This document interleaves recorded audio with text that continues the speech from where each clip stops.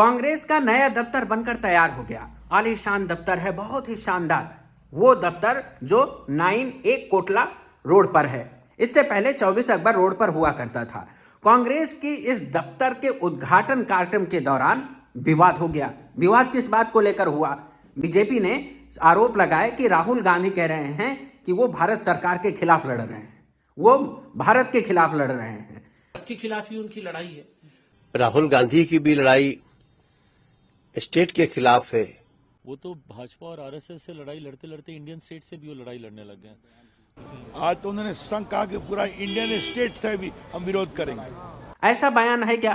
पहले तो राहुल गांधी ने यह कहा कि बीजेपी, आरएसएस और इंडियन स्टेट के खिलाफ हमारी लड़ाई है। इंडियन स्टेट का मतलब क्या है?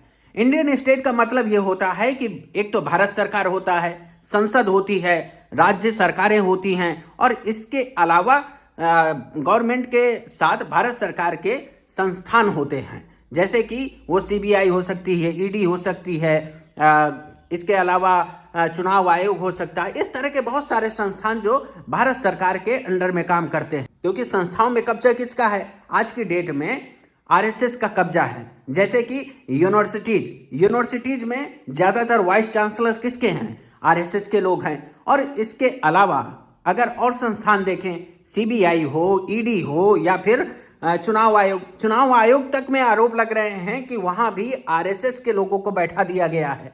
तो सोचिए ये लड़ाई किसके खिलाफ? अब राहुल गांधी ने जो कहा उसमें इसके मायने अपने अपने निकाले जा सकते हैं। सच्चाई तो यही है कि बीजेपी और आरएसएस के लोगों का सबसे ज्यादा संस्थानों पर कब्जा हो चुका है। उसका फायदा क्या ओबीसी, एससी, एसटी के लोगों को मिल रहा है? क्या राहुल गांधी जो कह रहे हैं कि राहुल गांधी जो आरोप लगाते रहते हैं लगातार कि बीजेपी, आरएसएस इस बात पर क्यों नहीं जोर देती जातिगत जनगणना कराई जाए? क्या मोदी अभी तक बोले? नहीं बोले। जातिगत जनगणना के खिलाफ कौन है? सवाल ये है। और आरएसएस तो इसके खिलाफ पहले से रही है। वो क्या कहते हैं? सभी लोगों को जाति के आधार पर नहीं, धर्म के आधार पर एक होना चाहिए। लेकिन धार्मिक तौर पर एक कैसे हो सकते हैं? हमारा समाज, हमारी जाति व्यवस्था, ये सच है हमारा। हम इससे बाहर नहीं निकल सकते हैं। ना कोई निकाल सकता है, ना आरएसएस निकाल सकती है, ना बीजेपी निकाल सकती है, ना कोई भी संगठन निकाल सकता है। इस बात को धर्मगुरु भी मानते हैं। तो फिर विवाद कहाँ है? लेकिन यह है कि राहुल गांधी को एक तरीके से ये साबित करना है बीजेपी को कि राहुल गांधी जो बोल रहे हैं वो देश विरोधी है, इसलिए वो इस तरह की बयानबाजी कर रहे हैं।